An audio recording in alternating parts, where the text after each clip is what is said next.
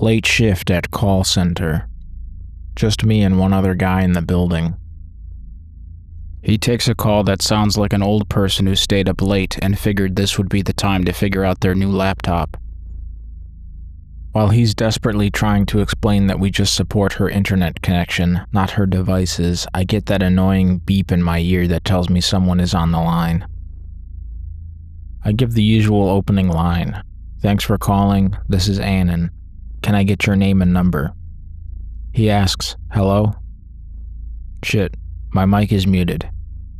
No, it isn't. "Hello?" I ask back, briefly thinking about how odd it is that this is one of the very few questions that is appropriately responded to with the exact same question. He asks if this is company I work for.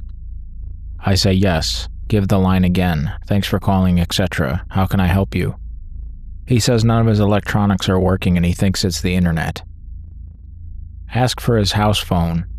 Gives an area code I don't recognize. Type it in anyways because who am I to question a customer this early in the call? Nothing. Ask for his name, as he's likely messed up the number. He gives me his name. I do the slow search by name function. Ask about troubleshooting while it comes up. He says he doesn't know where his modem is because he can't leave his room. I ask, what does he mean? He says his door won't open, but the one time it did there was nothing but blackness. I only now am noticing how pronounced the static on the line was. I originally thought it to be a filtering issue with the phones and DSL line, which is a common occurrence, but this static was much more front and center. Search finishes. Nothing. Google his area code. Texas. We only support things in Saskatchewan, Canada. He asks if I know why his family is gone. I ask him where he lives. Gives me a town in Texas. Ask him what the date is, claiming it's a security question. He says it's November 2011. It was August 2012. Coworker has finished his call at this point and clocked out as it was a couple minutes to midnight, which was the end of our shift. He's at my desk, making a face that says, "Why did you ask what the date was and why do you look like someone shit in your ear?" I ask the guy on the other line when his internet stopped working. He says he thinks someone unplugged something because someone entered his house and then the blackness came and nothing was working. After he says this, the line goes dead. I explain to my coworker what just happened. He says to write down my ticket number and see if this guy calls back under the same number or what. So I write it down, and the guy's name as well, so I remember what the ticket was about. Jorge Vargas.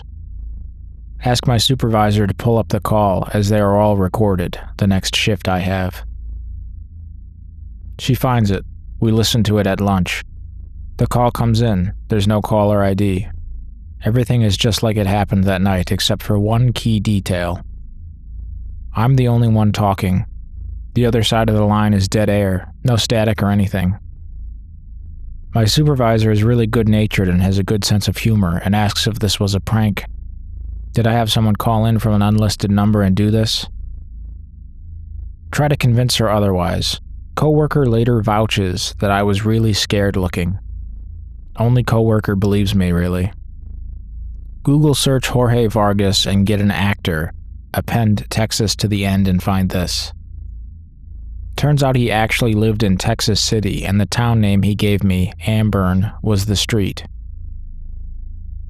I'll let you in on another detail that I felt compelled to leave out last night, as I was already giving myself the shakes retelling that story. I usually have a pretty active imagination, and if it was any other call, I would have attributed it to said imagination, but I could swear I heard other voices in the static. I tell myself it was either the TVs we have set up or the one in the break room. But the TVs in the call area are usually muted for obvious reasons and the break room TV is never on. Coworker agreed to close up the building and let me go home after the call, so I kinda buggered out of there quick.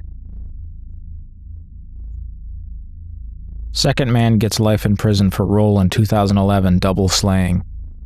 Police discovered the bodies of Jorge Vargas Jr., 33, and his daughter, Miranda Vargas, inside their house in the 700 block of Amburn, November 21, 2011, in Texas City.